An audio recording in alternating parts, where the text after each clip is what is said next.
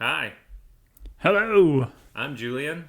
and I am Tom. We are Team Binge. We are here to talk about Pluribus, Season 1, Episode 5. Tom, this one was called Got Milk, which was just one long commercial for the Dairy Farmers Association of America. And I gotta be honest, I bought cases of milk after this episode. I may have missed the point, but man, I mean, strong bones, Tom, And who Yeah. killed Aaron Burr, No.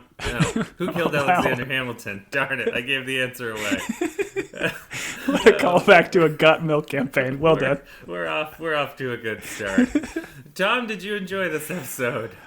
I thought it was a bit slower. I still love the universe. I love the way it's shot, but I don't know if I would say this is my favorite episode because I don't think we got a whole lot outside of the hive mind being upset about the situation with Carol and leaving her by her lonesome. So interesting. Yeah, I enjoyed it as well. I think here's what happens. This show had opened with two very strong episodes, and they were kind of, one episode. They dropped them both. And then it's like, okay, now we're in the world. And so we've got a bunch of hive mind people, and it's just Carol, wandering around in that world. And so I understand, we've definitely, stepped back in terms of pace, but it is kind of fun. This is, this is a lot like Last Man on Earth. And hey, if you were in this situation, what would you do? What would you spend your day doing? How would you solve the mystery? And so it is a little bit slower. I would definitely agree with you, but I'm still enjoying it. And I do feel like this episode, they were like, okay, we're going to reveal a little bit more, and we're going to let you know that, hey, next episode, they ended on a cliffhanger. So we're going to hopefully show you something, or it's going to be like Lost, where they just end on a cliffhanger and they don't show us anything next episode. Right. I don't know. I feel like they knew this was coming out early before Thanksgiving, and then there's going to be an extended wait for the audience to see the next episode to give you a little bit more time to squirm. Sure, that's fair. When she pulls up the plastic, I thought it was just going to be boxed Stover's stuffing, just tons of it, and she's going to be like, "No one shall have it for Thanksgiving." That's what she was so stunned by. All right. Well, we left this world with the kind of zombie scene of her injecting Zoja, and then everyone crowding around crying. And so we're in the hospital. And I don't know if you clocked it in the last episode, but again, when she visits, Zoja's spending a lot of time in the hospital. Most of it Carol related. She got grenaded and then she got injected. I can understand where the hive mind comes from in this episode, where they're like, Carol, we just need some space. I thought that was great. Yeah. But did you clock that Zoja was drinking milk or at least drinking from a milk carton in the hospital in the last episode? And they open this episode with someone else drinking milk in the hospital, or at least, once again, are we going to say drinking milk, or are we going to say milk carton? What are we going to do here? I mean, we could just say drinking milk. I think that's fine. And I think I did clock it in last episode because I think when they drop a new episode, they always say the title for the next one coming up. So knowing that the next one was called Got Milk, I was kind of oh, you were on milk alert. Keeping an eye. Yes, exactly. You were spotting milk everywhere in your real life too. You were like, oh, this might apply. Your son went to get some, you slapped it out of his hand. All right. What are the pH levels? Yeah, exactly. Is that real milk? Is it whole? Is it 2%? Gosh, my kids have grown up on whole milk, and man, we were at 2% whole. Oh, don't you dare make that noise, sir. Whole milk is so much better than that weird watery stuff that we grew up on. Gross. Oh, this is for our other podcast. Milk, good or bad? Milk boys, milkmen. No, milk boys. I like the milk boys. What's milk boys with a Z? Milk boys with a Z. We come to your house and we bring the milk, the spilled milk. All right, the milk boys. That podcast has been going on for 7 years. It's longer than the Team Binge podcast, but we're on the same network. Anyways.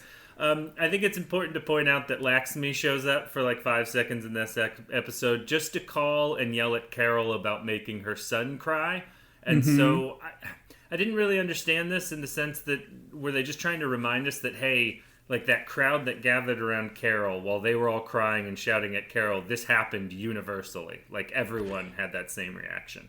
Well, and I'm interested to know, is it just Carol? Like, if she freaks out and, like, we know we've seen her in the past get super mad to the hive. They all go into seizures and a bunch of people die. In this sequence, she upsets them. So instead of them all, like, seasoning, I guess they all just universally cried across the world.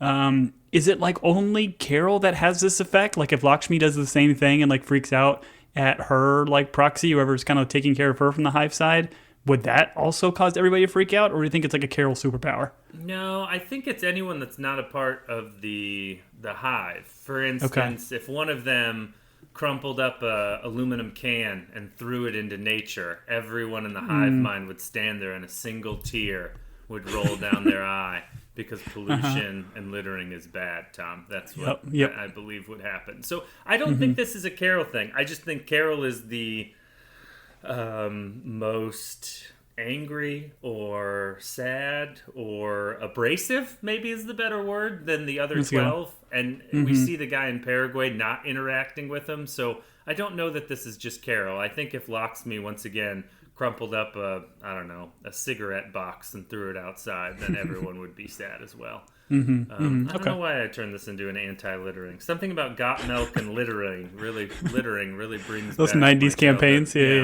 Yeah. Also, in the 20s, Tom, they were against littering. So, I thought we solved it. We did. Yeah, Did we just shoot it into outer space? Yeah, we figured it all out. So, I don't know if you clock it, and obviously we get into it in the episode, but our girl Carol's getting a lot of cold shoulders. She's like typically asking people, it's like, hi, Carol, and everyone's nice, but like even this nurse, reacts poorly to her. This leads to her angry nap. And then everyone like departs, and I thought this was very cool in terms of how this was shot. But I guess she's like struck a chord with them or struck a nerve finally. Yeah, so definitely straw that broke the camel's back. So they're all just leaving a mass exodus, and then she goes on the roof. The grenade was fine, but injecting with true serum, no good. No good. For people that can't lie, I would imagine they wouldn't be too afraid of true serum. Right. So whatever. But she gets up on the roof. She sees like in all directions the different vehicles and everybody kind of piling up to get out of the area. And then just the silence that is Carol just on the top was deafening and brilliantly shot. Sure. Kind of felt CGI-ish to me though. Like I felt like as the camera's panning, it didn't look very real, but that's fine. Sure. Oh, you don't think Gilligan called everyone in Albuquerque and was like, all right, hey, we need everyone to drive off on the freeways at this time. And America was like, okay, Gilligan. And then they all took off. Side note, the mayor from the last episode that we joked about, that's the actual mayor of Albuquerque. Oh, that's awesome. Oh, I didn't know that. That's cool. Yeah, I found that out after the fact. So maybe he reached out to him and said, hey, mayor, you could be on the show, but you have to... evacuate the town for a good 3 hours. We could film this shot. And he's like, done. I'm running again soon. The only thing I found super unrealistic about this whole thing is when she's standing on the roof, everyone leaves and it's just silent. I was blown away that a leaf blower didn't turn on and just like, invade with noise, because anywhere you go in this world, if it's silent for like 5 seconds, some dude with a leaf blower will turn it on and start blowing leaves. That would have been great if there was just one guy in the hive mind that just doesn't quite get it, and he's just sitting there with his headphones on. He's like, sorry, I had to get this last yard. I hate leaf blowers. They're so annoying. Leaf blowers should be outlawed. I hope the mayor of Albuquerque outlaws leaf blowers. That's what I hope. Tom, this nap she takes reminded me of Arrested Development, where it's like Lindsay went to go meditate and instead she ended up taking a 3-hour angry nap. I loved it so much. But yeah, she comes back, all the people are gone, and this is then when we get the recording, which, Tom, I loved this recording. I loved it so much. I loved that she had to listen to it every time and just how annoyed she got. It's like, Carol, our feelings haven't changed. After everything that's happened, we just need space. I loved it. It was great. Well, it was recorded by the fantastic Patrick Fabian from Better Call Saul fame. He played Howard Hamlin on that show. I think you and I might know him better as Professor Lasky from Saved by the Bell college years. he's doing this voiceover work. So that's a fantastic little tie-in to bring more of Vince Gilligan's universe into Pluribus. Tom, I feel it's important to stop you, and I've done this before. I was not a Saved by the Bell person. Never was, never shall be. Please don't let me in that group. I refuse to be a part of that group. So, but I'm glad you recognize the voice. I certainly did not, because not a Saved by the Bell guy. Not their middle school years, not their high school years, not their college years, not their not the wedding, depression Vegas wedding years where they're wondering, and one of them does cocaine and caffeine pills. Who knows? All right. I'm sad. I'm sad for you. Speaking of Saved by the Bell, I just want to quote Carol where she says, "Good riddance to everyone that leaves." And then she screams the F word, and that was very funny. All right, they give us a timestamp. So we're 8 days out and 22 hours, so close to 9 days, Tom, if you're keeping track. Checked out, yep. Still riding around in the cop car, which is awesome. And then she starts to write a strongly worded letter to, I thought it was going to be the recording, or at least the people, like the hive mind, but I guess it's to her other 12 survivors, right? Yes, so she's recording this message to try to get out the research that she did in the previous episode out to the 12 survivors. And what's her message, Tom?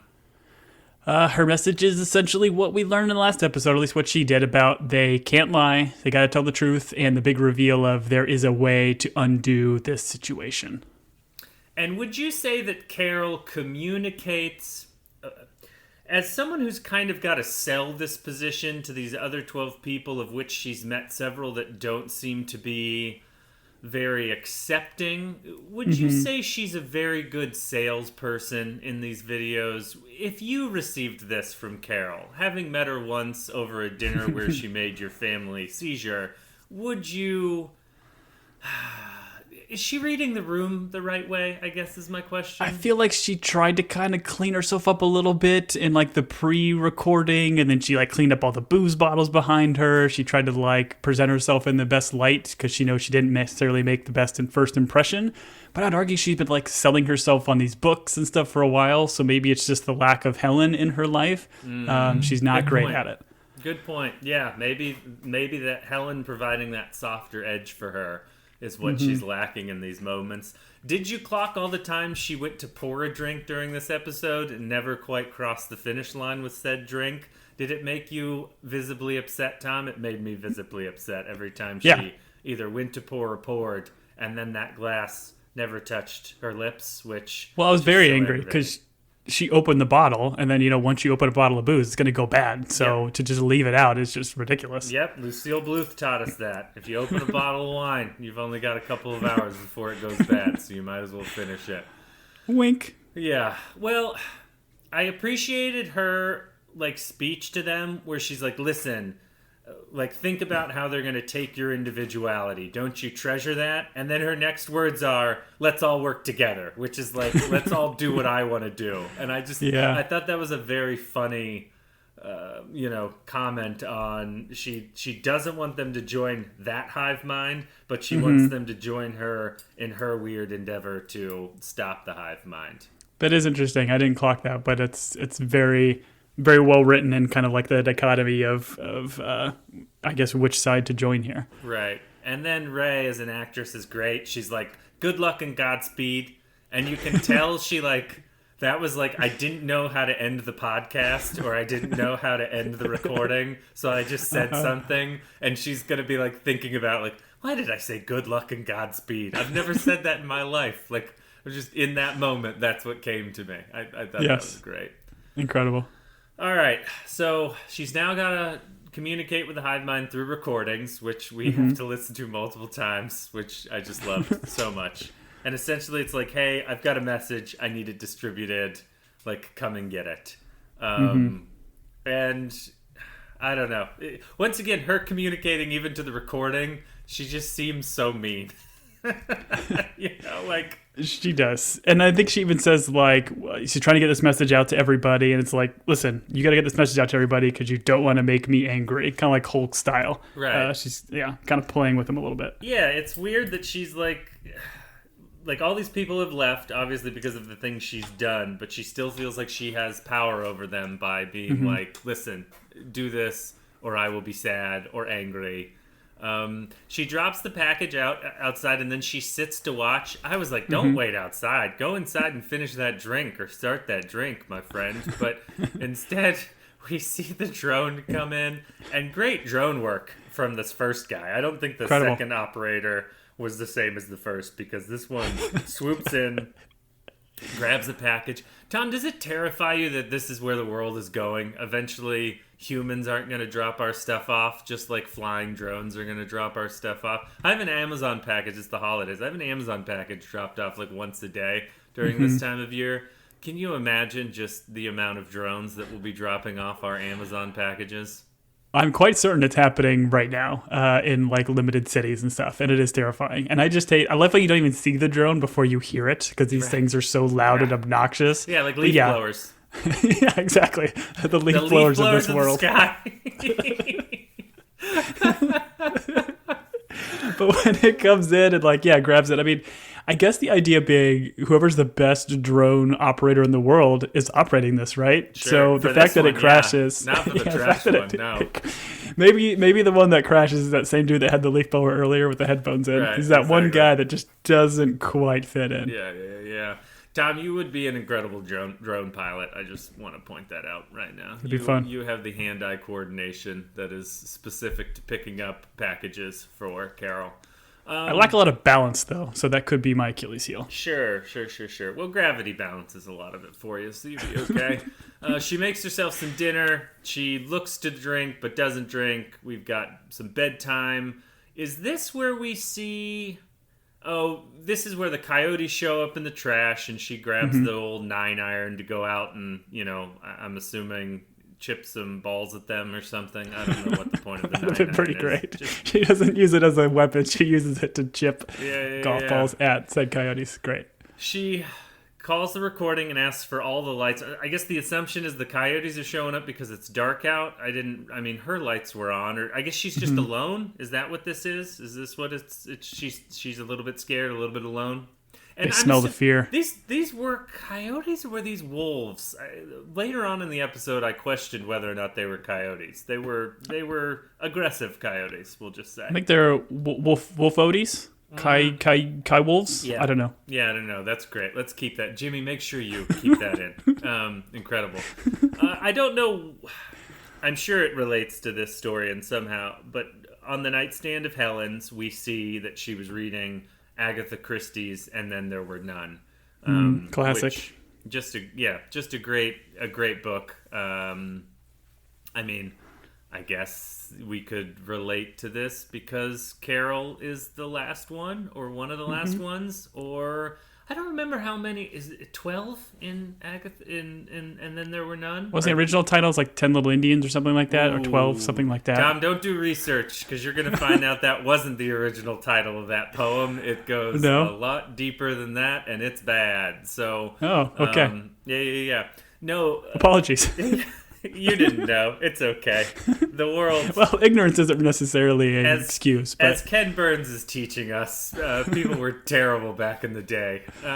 Anyways. But I'm with you, though. I'm assuming it's just the idea of, because the idea in the book is, everybody just kind of, one by one kind of getting taken out. Right. And maybe it is, 12, right? Because there are 12 survivors, I guess 13 with Carol. And, who knows? Maybe we are going to see one by one these people getting converted to the hive mind for their different reasons, and maybe Carol would be the last. Yeah, is that the countdown? It's like the recording voice letting her know, well, we'll distribute it, but there's only 10 of you left. And then it's what happened to the other 2.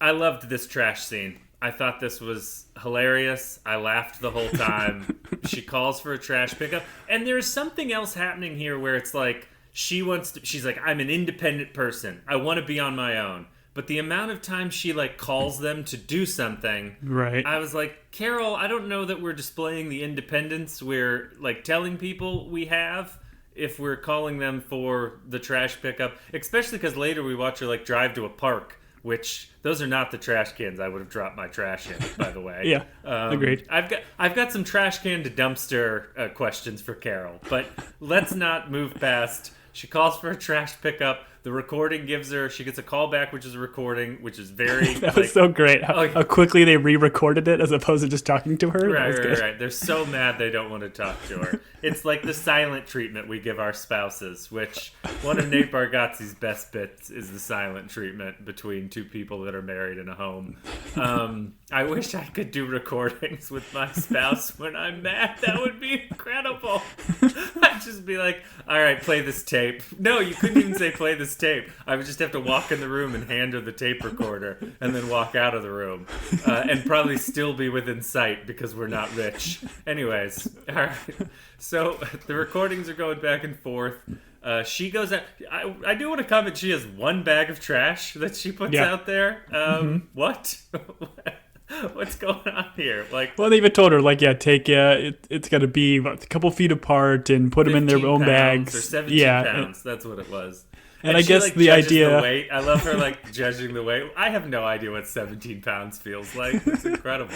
Well, that's the idea. This is why this drone eventually crashes into the light post, because I'm assuming it weighed 18 pounds. Yeah. It was a pound over, and then the driver or operator could not handle it. This is like when your carry-on luggage is a pound over. If you... I mean, the plane will crash. But the drone's struggling... And you're like, oh, it's going to make it out. And then it gets wrapped around the light post, and you're like, oh, no. And then it, the propellers hitting and then snapping, and then the back eventually ripping.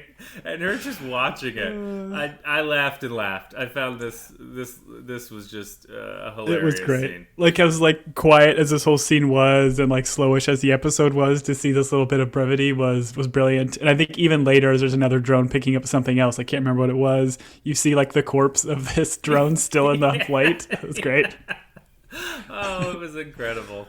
All of this trash nonsense leads to her having to go to a park, opening some trash cans, and finding the milk containers. And then she goes to the large dumpster, which, Carol, why didn't we throw our bags in the large dumpster? I don't want to get into it. This is not Trash Corner, our other podcast, where I hear we're going to have the Milk Boys on our trash podcast, Tom, as special guests.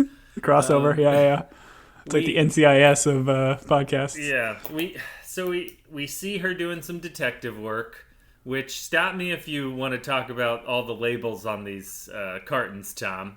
But it reads Duke City Dairy, which leads to her going to the dairy factory, which all of this stuff is sourced locally. I thought was incredible. Everything in Albuquerque is made. That's why the mayor was willing to be in this show. He's like, as long as you show that we make all of our own milk and all of our own dog food, I will be in your show. And they were like... And heroin.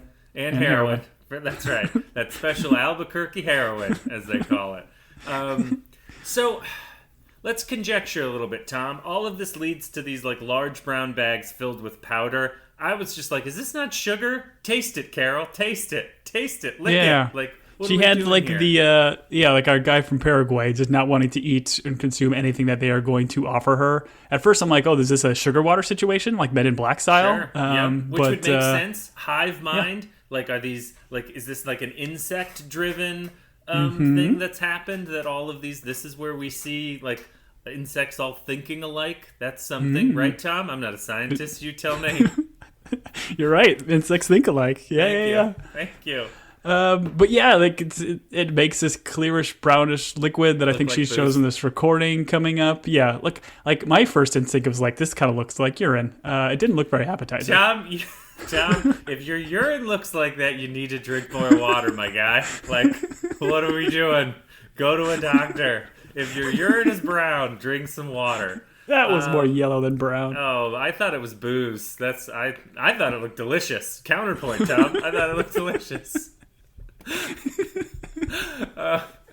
Anyways, did it aggravate you that she didn't just stick her hand in it and just start eating it just to figure out what it was? Or did she do the smart thing, Tom? I mean, like the idea of her trying to do some science, I appreciated it, Yep. but she's obviously not a scientist, so she's like testing the pH level. She says later on there's no chlorine in it, which I'm assuming is a nod to her trying to use pool test kits Yes. to try to figure out what's inside of it. It was all comical, but I mean, I get it. Like, I don't know if I'm going to be consuming the same thing that this hive mind is consuming. Like, maybe it is what continues to keep them in this hive mind thing, or like I guess that's the big question. Like, is this something more like insidious, or is this just like the perfect amount of proteins and liquids to be able to keep these people alive because they don't care about taste or flavor or anything like that anymore? Yeah, I think this is essentially the nectar of these people. It's like it's like in the Matrix, where they're like, we don't eat steak anymore. We just eat this white oatmeal goop that gives us everything we need. Yeah. That's how I took it, and that would Okay. also lead to kind of the insect of it all, that they're like drinking this weird nectar. They're drinking the Kool-Aid. Yeah, they are drinking the Kool-Aid, but she says it doesn't smell like anything, and it's got like the consistency, the viscosity of like olive oil, but a little bit thinner. And she does all this on video so that she can send it out to the other survivors. Tom, do you think the other survivors are watching any of the videos that Carol sends them? I don't know. I mean, obviously the hive mind is picking them up. I don't think they're picking them up to then just throw them in the trash. She even has like a comment earlier, like, are you guys getting this kind of thing? So I would hope and assume that they are getting it just from a storytelling element, because I think it would be more interesting if they start to question it and maybe slowly start reaching out to Carol, or it's a catalyst for them to take some measure into their own hands. I'm not sure. I don't see why Carol doesn't box some of this liquid up, send it to Kumba, and be like, "Hey, Kumba, gift for you. Let me know how it goes," and just let him try it out, see what happens. Yeah. I'm a little bit concerned that she's been so unlikable to the other survivors that they're not going to watch. They're not going to accept any of the messages from her, because they've also kind of mentioned they don't really care. Like, the world is fine with them. They've got their family. There's peace. Kumba's obviously living it up. So why would they want it to go back to the way that it was? I don't know. But I feel like curiosity, if nothing else, would have me listen to these tapes. sure, but you know what curiosity did, Tom? It killed the old cat, Speaking of things that kill cats, these coyote wolves return, and they start digging up Helen. And I was like, oof, that's rough.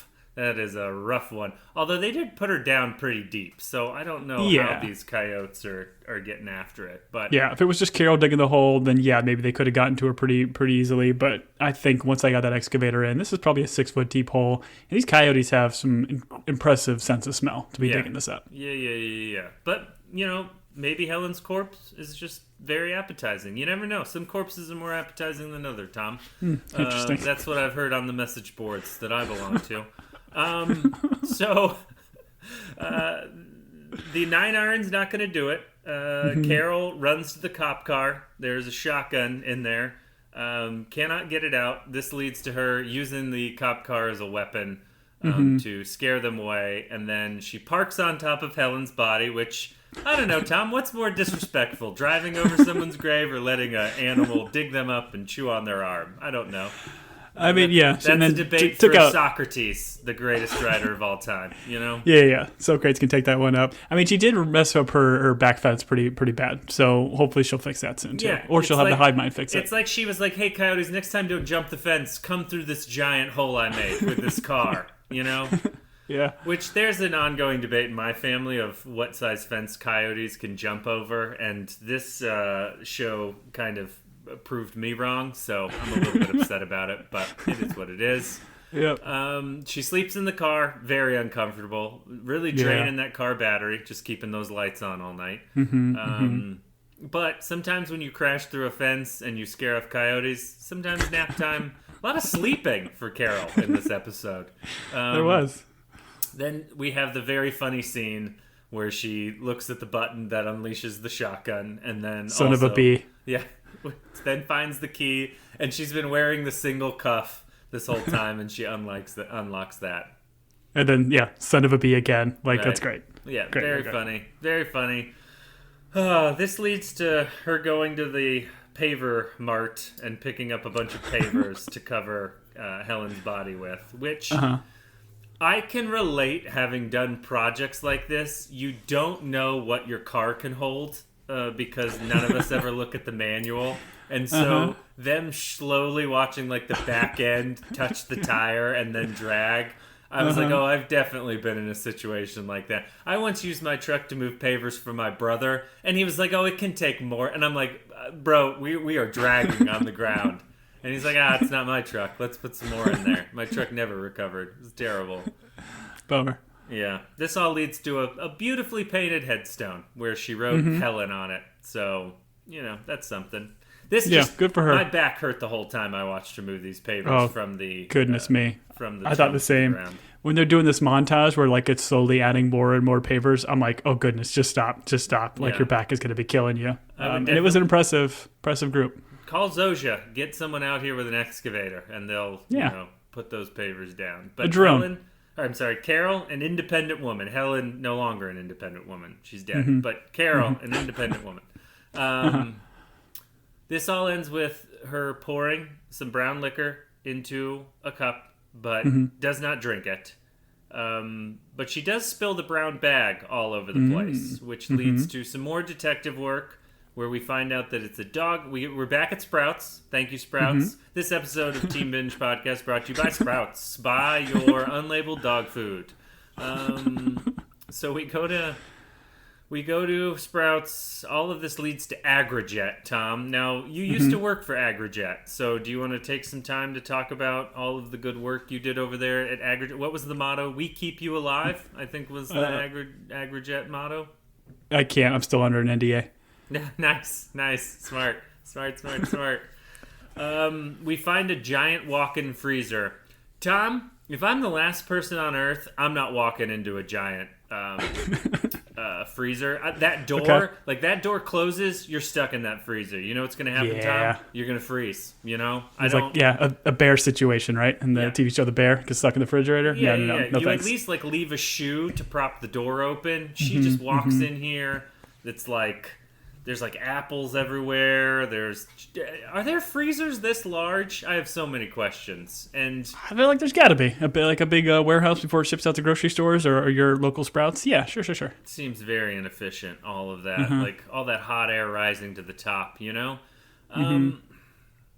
What does she find under the plastic, Tom? Let's just talk about it right now. What is she? Yeah. She pulls the plastic. I mean, I assumed it was bodies, just like. We walked by the fruits and vegetables, and we ended up amongst they had to pick up a bunch of bodies. Do we think they buried them all, or did they just throw them in the freezer? Is it bodies, Tom? Tell me right now. Is it bodies?